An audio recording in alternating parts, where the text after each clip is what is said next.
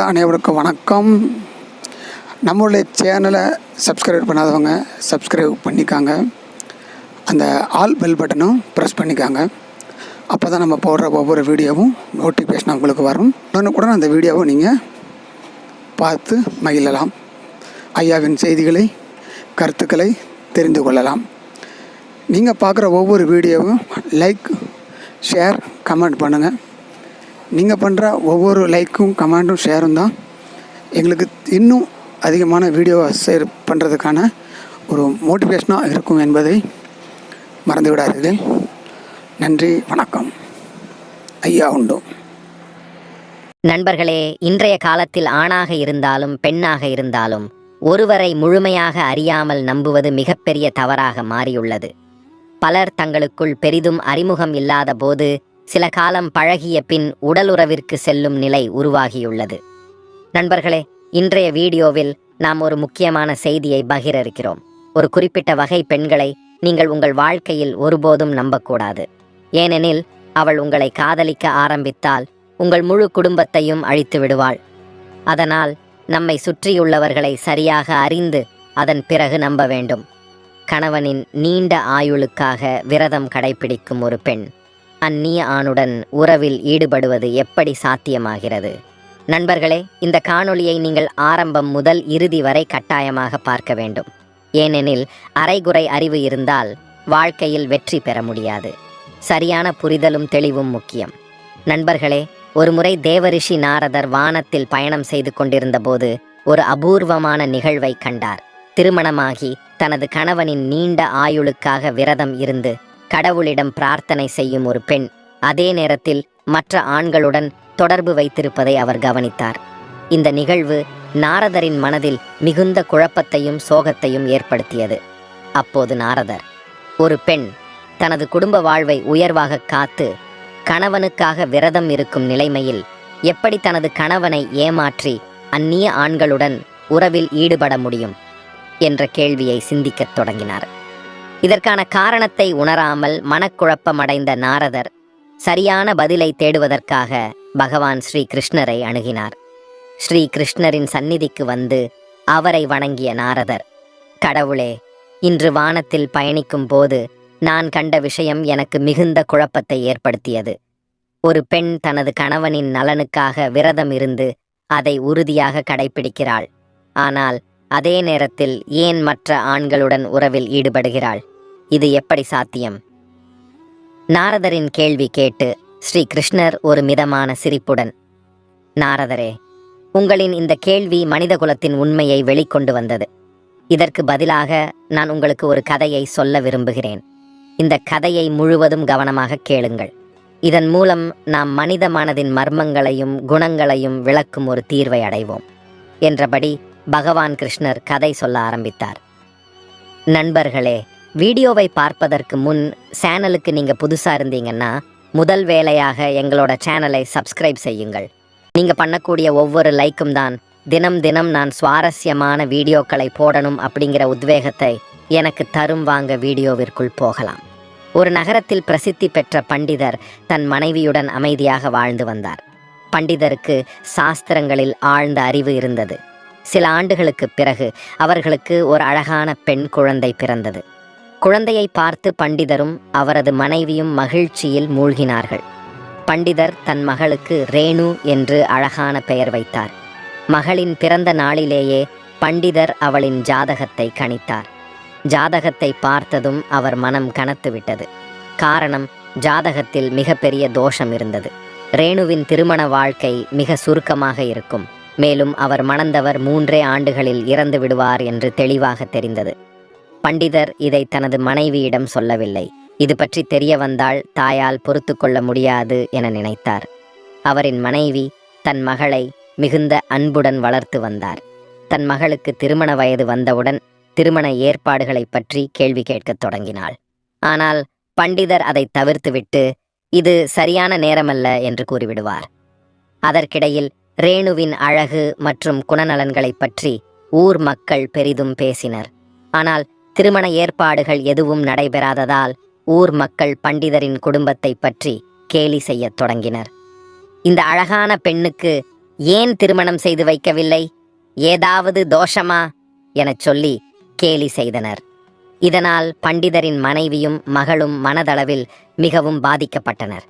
ஒரு நாள் ஜோதி என்ற பெண் பண்டிதரின் மனைவியை அணுகி, "அக்கா, நீ உன் மகள் ரேணுவுக்கு திருமணம் செய்து வைக்கவில்லையா?" என்று கேட்டாள். ஊர் மக்கள், "உங்கள் கணவர் வயதுக்கு வந்த மகளை வீட்டில் வைத்திருக்கிறார் என்று மக்கள் அவரை பற்றி நல்லதையும் கெட்டதையும் பேசுகிறார்கள்" என்றாள்.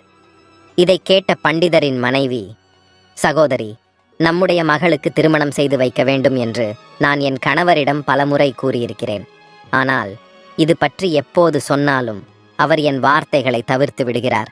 இன்று கண்டிப்பாக என் மகளின் திருமணம் பற்றி என் கணவருடன் பேசுவேன்" என்றாள். இதை சொல்லிவிட்டு அவள் கோபமாக வீட்டுக்கு திரும்பினாள். சிறிது நேரத்தில் பண்டிதர் அங்கு வந்தார். அவர் வந்தவுடனே மனைவி கோபமாக, "நான் இப்போது எதுவும் கேட்க விரும்பவில்லை. உடனே எங்கள் மகளுக்கு திருமணம் செய்து வைக்க வேண்டும். நம் மகளை பற்றிய மக்கள் பேசுவதை என்னால் தாங்க முடியவில்லை" என்றாள். மனைவியின் கோபத்தை கேட்ட பண்டிதர், மகளின் ஜாதகத்தில் தோஷம் இருப்பதால் அவளுக்கு திருமணம் செய்தாலும் கணவருடன் சேர்ந்து வாழ முடியாது என்று உள்ளுக்குள் நினைத்தார். ஆனால் அதை மனைவியிடம் வெளிப்படையாகச் சொல்லத் தயங்கினார். மகளின் வாழ்க்கை குறித்து மேலும் இழிபடக்கூடாது என்று நினைத்து திருமணத்தை ஏற்பாடு செய்ய முடிவு செய்தார். சில நாட்களில் பண்டிதர் தனது மகளுக்கு ஒரு நல்ல மாப்பிள்ளையை தேடி திருமணம் செய்து வைத்தார். திருமணத்தின் முதல் சில நாட்கள் ரேணுவின் வாழ்க்கை சுகமாகவும் சந்தோஷமாகவும் இருந்தது. ஆனால் சில வாரங்களுக்குள் அவளுடைய கணவன் உடல்நலக்குறைவு காரணமாக மரணமடைந்தார். இந்த சோகம் பண்டிதரையும் அவரது மனைவியையும் உலுக்கியது. பண்டிதர் தனது மகளின் ஜாதகத்தில் தோஷம் இருப்பதை கணித்திருந்தாலும் அதை தவிர்க்க முடியாமல் அவரின் கர்ம சக்கரம் செயல்பட்டது என்பதை எண்ணி வேதனைப்பட்டார். கணவனை இழந்த ரேணு தந்தையின் வீட்டிற்கு திரும்பினார். சில நாட்களுக்குப் பிறகு மீண்டும் தனது மனைவியின் கட்டாய வேண்டுகோளின் பேரில் பண்டிதர் தனது மகளுக்கு பொருத்தமான மணமகனை தேடி அவளுக்கு திருமணம் செய்து வைத்தார். ஆரம்பத்தில் பண்டிதரின் மகளின் வாழ்க்கை மிகச் சுகமாகவும் சந்தோஷமாகவும் இருந்தது. ஆனால் சில காலம் கழித்து பின்னர் அதே விதமாக அவருடைய கணவர் மறைந்து விட்டார். இது 2வது முறை நிகழ்ந்ததால் பண்டிதரின் மனைவி மிகவும் அதிர்ச்சியடைந்தார். இருந்தபோதிலும் தமது மகளின் வாழ்க்கை நிலைமை சீராகி அவளுக்கு மகிழ்ச்சியான வாழ்க்கை அமைய வேண்டும் என்ற எண்ணத்தில் பண்டிதர் மீண்டும் திருமண ஏற்பாடுகளை செய்தார். 3வது முறையாக அவரது மகளுக்கு திருமணம் செய்து வைத்தார். திருமணத்தின் பின்னர் பண்டிதரின் மகள் தனது மாமியார் வீட்டிற்கு செல்லும்போது பண்டிதர் அவளிடம், "மகளே, இன்றிலிருந்து உன் பெற்றோரின் ஆதரவை மறந்து உன் மாமியார் வீட்டில் தங்கி உன் கணவனையும் குடும்பத்தையும் கவனித்துக்கொள்" என்றார். இந்த வார்த்தைகளை கேட்ட பண்டிதரின் மகள் திகைத்துப் போனாள். அவளுடைய தாயும் ஆச்சரியத்துடன் பண்டிதரை பார்த்து தாள, பண்டிதர் ஏன் இப்படி சொன்னார் என்பதை புரிந்து கொள்ள முடியவில்லை. பண்டிதரின் மகள் மாமியார் வீட்டிற்கு சென்ற பிறகு அவரது மனைவி, "அன்பே, உங்கள் மகளிடம் ஏன் இப்படி சொன்னீர்கள்?" என்று கேட்டார். பண்டிதர் நேரடியாக, "அன்பே, நம் மகள் பிறந்தபோது நான் அவளின் ஜாதகத்தை பார்த்தேன். அதில் ஒரு மிகப்பெரிய தோஷம் இருந்தது. யாரை கல்யாணம் செய்தாலும் அவளது கணவர் 2 அல்லது 3 ஆண்டுக்குள் இறந்து விடுவார். இதை அறிந்திருந்தாலும் மகளின் வாழ்க்கையை மகிழ்ச்சியாக மாற்ற வேண்டிய கட்டாயத்தில் இருந்தேன். இப்போது நமக்கும் வயதாகிவிட்டது. நாமில்லாத போது அவள் எங்கே தங்குவாள்? அவள் மாமியார் வீட்டில் இருந்தால் வாழ்க்கையை தானாக அமைத்து கொள்வாள். ஒருவேளை கடவுளின் அருளால் அவளுக்கு குழந்தைகள் பிறந்தால் அவள் தன் குழந்தைகளுடன் சுகமாக வாழ்வாள்." இந்த உண்மையை அறிந்து பண்டிதரின் மனைவி வருந்தினாள். தன் கணவர் மகளின் நலனுக்காக எவ்வளவு தியாகங்கள் செய்திருக்கிறார் என்பதை உணர்ந்து மீதமுள்ள காலத்தில் அவரை மதித்து நடத்த முடிவெடுத்தாள். 3வது திருமணம் முடிந்து 3 ஆண்டுகள் கடந்த பின் பண்டிதரின் மகளுக்கு 2 மகன்கள் பிறந்தனர். மூத்த மகனுக்கு சஞ்சீவ் என்றும் இளைய மகனுக்கு ராஜீவ் என்றும் பெயரிட்டனர். குடும்பம் மெதுவாக அமைதியாக வாழ்க்கையை கழித்துக் கொண்டிருந்தது. அதே நேரத்தில் ஒரு நாள் திடீரென்று அவளது கணவன் உடல் நலக் குறைவால் உயிரிழந்தார். அவளுடைய 3வது கணவரும் இறந்ததால் பண்டிதரின் மகள் மிகவும் வருத்தமடைந்தாள். தற்போது அவள் தனது 2 குழந்தைகளுடன் தனது மாமியார் வீட்டில் வசிக்கத் துவங்கினாள். அவளது தந்தையின் வீட்டிற்கு செல்ல விரும்பினாலும் அவளது தந்தை மற்றும் தாயார் வரவேற்க மறுத்ததால் அங்கு செல்ல விரும்பவில்லை. இந்நிலையில் அவள் தனது குழந்தைகளின் நலனுக்காக அவர்களை கவனித்துக் கொண்டு தன்னாலானதை செய்து கொண்டிருந்தாள். சில ஆண்டுகள் கழித்து ரேணுகாவின் மகன்கள் வளர்ந்துவிட்டனர். பெரிய மகன் சஞ்சீவ் தொழிலில் கால் பதித்து ஒரு சிறந்த தொழிலதிபராக வளர்ந்தார். தானியங்களை வாங்கி விற்பனை செய்யும் தொழில் செய்து நகரத்தில் தன்னுடைய தனித்துவமான கடையை நடத்தி வந்தார். அவரது கடை பெரிய அளவிலான வர்த்தகத்தை சாதித்தது. சஞ்சீவின் நெருங்கிய நண்பனின் பெயர் சமர். பக்கத்து கிராமத்தில் வசித்து வந்தான். சஞ்சீவின் இளைய தம்பி ராஜீவ் இன்னும் படித்துக் கொண்டிருந்தான். சஞ்சீவ் தனது வாழ்க்கையை ஸ்திரமாக்கிய பிறகு தன்னுடைய தாய்க்கும் தம்பிக்கும் வாழ்க்கையில் எந்த சிக்கலையும் வரக்கூடாது என்று உறுதியாக இருந்தான். சஞ்சீவின் தாயார் பக்கத்து கிராமத்தைச் சேர்ந்த ஜோதி என்ற பெண்ணை அவனது மகனுக்கு திருமணம் செய்து வைத்தார். ஜோதி வெட்கம் மிக்க பணிவு கொண்ட பெண்ணாக இருந்தாள். அவளது அழகும் நல்ல குணங்களும் சஞ்சீவின் வீட்டில் அனைவரையும் மகிழ்ச்சியாக வைத்திருந்தன. திருமணத்திற்கு பிறகு சஞ்சீவ் தனது தொழிலை கவனிக்க நகரத்திற்கு சென்றார்.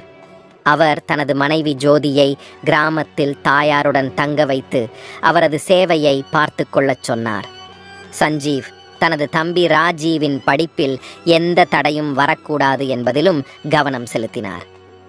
தாயார் முதுமை அடைந்ததால் வேலைகள் செய்வதில் சிரமப்படுவதை கவனித்த சஞ்சீவ் ஜோதியை அவருக்கு தேவையான உதவிகளை செய்யும்படி கேட்டுக்கொண்டான். இவ்வாறு குடும்பம் ஒவ்வொருவரின் பங்களிப்பாலும் சீராக இயங்கியது. தன் மனைவி ஜோதிக்கு ஏதேனும் தேவைகள் இருந்தால் தன் நண்பனான சமரிடம் வாங்கித் தருமாறு சொல்லி வைத்திருந்தான். ஜோதிக்கு எங்காவது போக வேண்டியிருந்தால் அவளை அந்த இடத்திற்கு அழைத்துச் செல்லுமாறும் சொல்லி வைத்திருந்தான். ஜோதி ஆரம்பத்தில் தன் மாமியாருக்கு நல்ல முறையில் சேவைகள் செய்து வந்தாள். மேலும் தனது கணவர் சஞ்சீவை மிகவும் நேசித்தாள். இப்படியே காலம் சென்று கொண்டிருந்தது. ஒரு நாள் சமர் சஞ்சீவின் வீட்டிற்கு வந்தான். அந்த நேரத்தில் ஜோதி வீட்டில் வேலை செய்து கொண்டிருந்தாள். சமர், அண்ணி எங்கே இருக்கிறீர்கள்? உங்கள் தந்தையின் உடல்நிலை மோசமாக உள்ளது. அவர் உங்களை பார்க்க விரும்புகிறார். அதனால் அவர் என்னை உங்களிடம் அனுப்பியுள்ளார் என்றான். சமரின் வார்த்தைகளை கேட்ட ஜோதி உடனடியாக அவனிடம் ஓடினாள். அப்போது ஜோதியின் மாமியாரும் வெளியே வந்து சமரின் வருகைக்கான காரணத்தை கேட்டார். சமர், அம்மா, ஜோதியின் அப்பாவுக்கு உடல்நிலை மிகவும் மோசமாக உள்ளது. அதனால்தான் நான் இங்கு வந்துள்ளேன் என்றான். அதை கேட்டு ஜோதியின் மாமியார், மருமகளே, உடனே உனது அப்பாவை பார்த்து வா என்று கூறினார். பின்னர் ஜோதி சமருடன் தனது கிராமத்திற்கு சென்றாள்.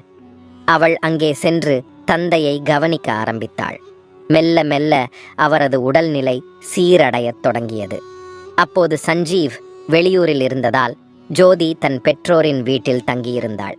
மறுபுறம் ஜோதியின் தந்தையை பற்றிய தகவல்களை கேட்க சமர் தினமும் ஜோதியின் வீட்டிற்கு வருவான். இப்போது ஜோதிக்கும் சமருக்கும் இடையில் ஒருவிதமான பாசம் உருவாகத் தொடங்கியது. ஆனால் சமர் ஒரு அலட்சியமான வாழ்க்கை வாழ்ந்தவன். அவன் வேலைக்கு போனதில்லை. சூதாட்டத்திற்கு அடிமையாக இருந்தான். மேலும் விலை மாதர்களுடன் நேரத்தை செலவழித்தவன். சமரின் கவனம் ஜோதியின் மீது மெல்ல மெல்ல அதிகரிக்கத் தொடங்கியது. ஒரு நாள் இருவரும் நடக்கச் சென்றபோது ஜோதி சமரிடம், சமர், நான் உங்களிடம் ஒரு விஷயம் பற்றி பேச விரும்புகிறேன் என்றாள். சமர், சொல்லுங்கள் அண்ணி, உங்களுடைய பேச்சு எனக்கு தொந்தரவு தராது என்றான். அப்போது ஜோதி, நான் உங்களை நேசிக்கிறேன் என்று சொன்னாள். ஜோதியின் வார்த்தைகளை கேட்டு சமர் மனதில் மகிழ்ச்சி அடைந்தான். ஆனால் அவன் இதை தவறான நோக்கத்துடன் பயன்படுத்த விரும்பினான். மெல்ல மெல்ல இருவருக்கும் இடையே நட்பும் நெருக்கமும் தீவிரமாகி அது தவறான பாதைக்கு சென்றது. சில நாட்களுக்கு பிறகு ஜோதியின் மாமியார் அழைப்பை ஏற்று ஜோதி தனது மாமியார் வீட்டிற்கு திரும்ப முடிவு செய்தாள். பிரிவின் முன் ஜோதி சமரிடம், நான் உங்களை பார்க்க வேண்டும் என்று நினைக்கும் போதெல்லாம் உங்களுக்கு கடிதம் எழுதுவேன். மாமியார் வீட்டிற்கு வந்து என்னை சந்தியுங்கள் என்றாள். சமர் இதற்கு உடன்பட்டான். ஜோதிக்கு அண்ணனும் இல்லை, அக்காவும் இல்லை. ஒரு நாள் அவளுடைய தந்தை சமரிடம், சமர், என் மகள் ஜோதியை அவளுடைய மாமியார் வீட்டில் விட்டுவிட்டு வா. அவளது மாமியார் வீட்டிலிருந்து அழைப்பு வந்திருக்கிறது என்றார். சமர் உடனே, சரி அப்பா, நான் ஜோதியை அவள் மாமியார் வீட்டில் விட்டு விடுகிறேன் என்று கூறி ஜோதியுடன் புறப்பட்டுச் சென்றான். ஜோதியை அவளுடைய மாமியார் வீட்டில் விட்டுவிட்டு சமர் சில நாட்களில் திரும்பிவிட்டான். ஆனால் ஜோதி சமரின் பிரிவால் வருந்தி அவனை மிகவும் மிஸ் செய்தாள். ஜோதியின் அப்பா வீட்டில் இருந்தபோது ஜோதி சமரை தினமும் சந்தித்து பேசுவாள். இப்போது சமரை சந்திக்க முடியாத நிலையில் அவளுக்கு மனதில் ஏக்கம் ஏற்பட்டது. ஒரு நாள் அவளால் தன்னை கட்டுப்படுத்த முடியாமல் சமருக்கு ஒரு கடிதம் எழுதினாள். அன்புள்ள சமர், நான் உன்னை மிகவும் காதலிக்கிறேன். உன்னை இழந்து தனிமையில் வாடுகிறேன். உன்னை பிரிந்து என்னால் வாழ முடியாது. எனவே தயவு செய்து என்னை பார்க்கவா என்று எழுதப்பட்டிருந்தது. இந்த கடிதத்தை பெற்றதும் சமர் ஜோதியை உடனே சந்திக்க வந்தான். இருவரும் சேர்ந்து ஊர் சுற்றினர். இதை பார்த்த ஜோதியின் மாமியார் ஜோதியின் மீது மிகவும் கோபமாக இருந்தாள். தனது மகனுக்கு துரோகம் செய்வதை நிறுத்துமாறு கடுமையாக எச்சரித்தாள். சமர், சில நாட்களுக்கு பிறகு என்னை சந்திக்க வாருங்கள். என் மாமியார் என் மீது சந்தேகிக்க ஆரம்பித்து விட்டார். அவள் வீட்டில் இல்லாத நேரத்தில்தான் உன்னை அழைக்க முடியும். சில நாட்களுக்கு பிறகு மாமியார் ஒரு யாத்திரைக்கு கிளம்பினார். இதை பயன்படுத்தி ஜோதி சமருடன் தினமும் பேசிக் கொண்டிருந்தாள். ஒரு நாள் அவனை வீட்டிற்கு வரும்படி அழைத்தாள். சமர் ஜோதியின் வீட்டில் இருக்கும்போது திடீரென்று அவளது கணவனின் தம்பியான ராஜீவ் வீட்டிற்கு வந்தார். ராஜீவ் சமரையும் ஜோதியையும் சமையலறையில் பேசிக் கொண்டிருக்கும் போது பார்த்தான். அப்போது ஜோதி சமருக்கு உணவை பரிமாறிக் கொண்டிருந்தாள். இப்போது ராஜீவ் சமரின் உண்மையான குணத்தை கண்டுபிடித்து விட்டார். சமர் எப்படிப்பட்ட மனிதர், அவர் எந்த வேலையை செய்கிறார் என்பதெல்லாம் ராஜீவுக்கு முன்பே தெரியும். அதனால் ராஜீவ் தனது அண்ணியிடம், அண்ணி அண்ணன் இல்லாத சமயத்தில் நீங்கள் யாரையும் வீட்டுக்கு அழைத்து வரக்கூடாது. சமரின் உண்மையான குணத்தை பற்றி தெரியாமல் அவரோடு பழகுகிறீர்கள். இது மிகவும் தவறு. சமருடன் வைத்திருக்கும் தொடர்பை இப்போதே விட்டுவிடுங்கள். இல்லையெனில் நான் உங்கள் செயலை அண்ணனிடம் புகார் கொடுப்பேன் என்றான். இதைச் சொன்னதும் சமர் கோபத்தில் அங்கிருந்து கிளம்பிவிட்டார். ஆனால் ராஜீவின் இந்த பேச்சு ஜோதிக்கு சுத்தமாக பிடிக்கவில்லை. ஜோதி உடனே வெளியே ஓடி வந்து, சமர், கோபப்படாதீர்கள். ராஜீவுக்கு நான் கண்டிப்பாக ஒரு பாடம் புகட்டுவேன். நீங்கள் கவலைப்படாதீர்கள், நான் அவனை பழி வாங்குவேன் என்றாள். அதற்கு சமர், சரி ஜோதி, நீ சொன்னால் நான் இங்கு வரமாட்டேன் என்றார். இவ்வாறு கூறியதும் சமர் அங்கிருந்து வெளியேறினார். ஜோதியும் வீட்டிற்குள் சென்றாள்.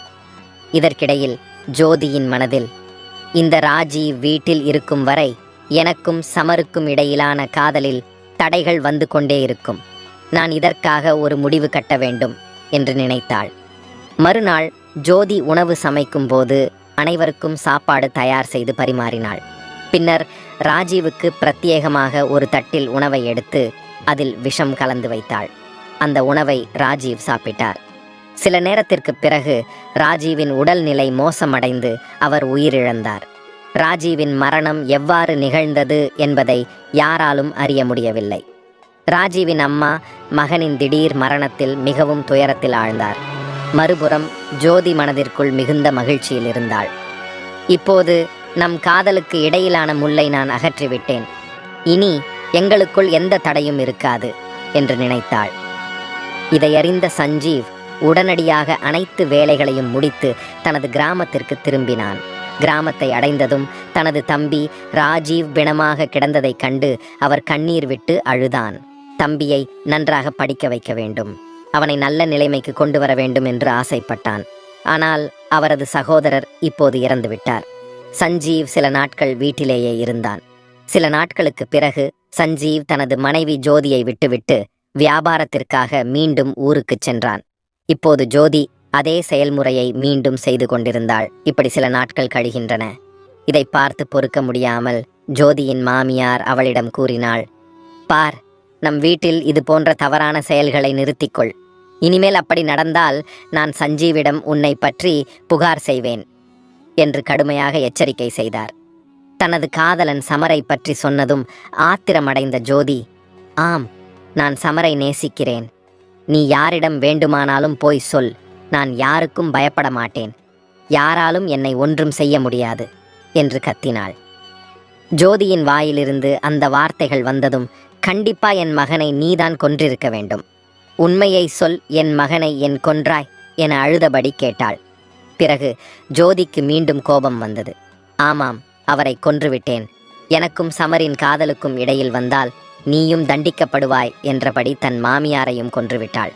திடீரென்று ஒரு நாள் சஞ்சீவ் தன் அம்மா இறந்துவிட்டதை அறிந்தான். அதனால் அவன் எல்லாவற்றையும் விட்டுவிட்டு கிராமத்திற்கு வந்து அவன் அம்மாவின் சடலத்தை பார்த்தான். ஆனால் இப்போது சஞ்சீவ் ஜோதியின் மீது சந்தேகம் கொண்டான். சஞ்சீவ் தன் மனைவியிடம் தீவிரமாக விசாரணை நடத்திய போது ஜோதி உண்மையை ஒத்துக்கொண்டாள். நான் சமர் என்ற பையனை காதலிக்கிறேன் என்று உண்மையை சொன்னாள்.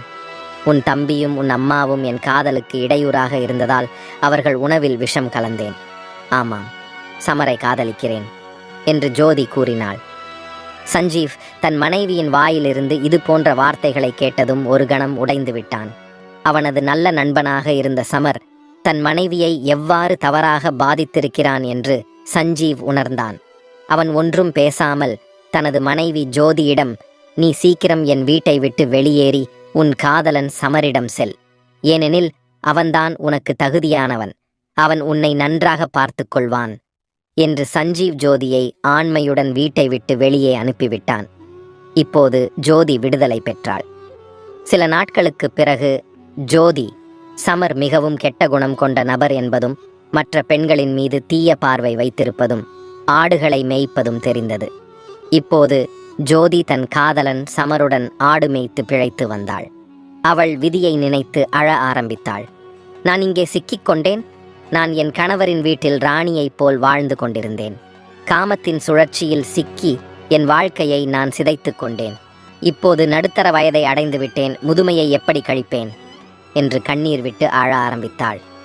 மறுபுறம் சஞ்சீவ் ஒரு நல்ல பெண்ணை பார்த்து திருமணம் செய்து ஒன்றாக வாழ ஆரம்பித்தனர். ஜோதி சமருடன் மோசமான நிலைமையில் இருந்தாள்.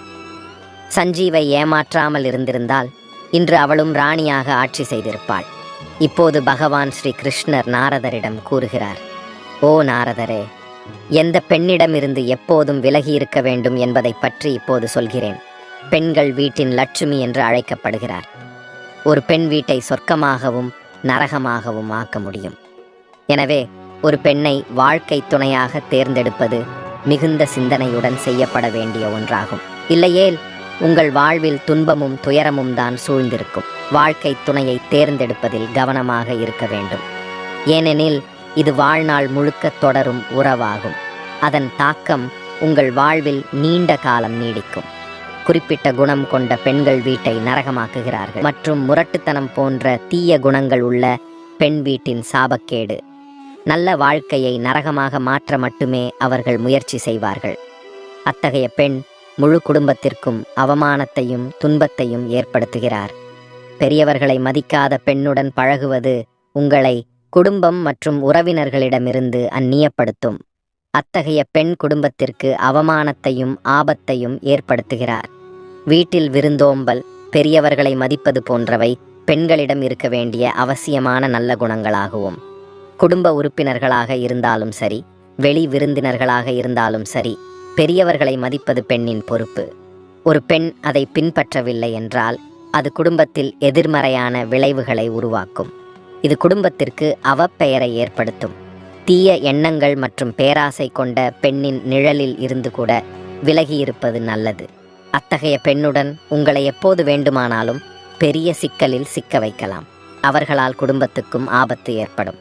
மேலும் பெண்கள் தங்கள் குடும்ப விவகாரங்களை வெளியாட்களிடம் பகிர்ந்து கொள்ள ஆரம்பித்தால் உங்கள் குடும்பம் சரிவின் விளிம்பில் உள்ளது. பிற ஆண்களுடன் உறவு வைத்து கொண்டு அவர்களுடன் அமர்ந்து தன் வீட்டை விட்டு வெளியேறி பிறருடைய வீட்டை பார்த்து கொள்ளும் பெண் தன் கணவனை அந்நியனாகவும் அந்நியனை தன் சொந்தமாகவும் கருதுகிறாள். இத்தகைய பெண்ணிடமிருந்து நாம் விலகி இருக்க வேண்டும்.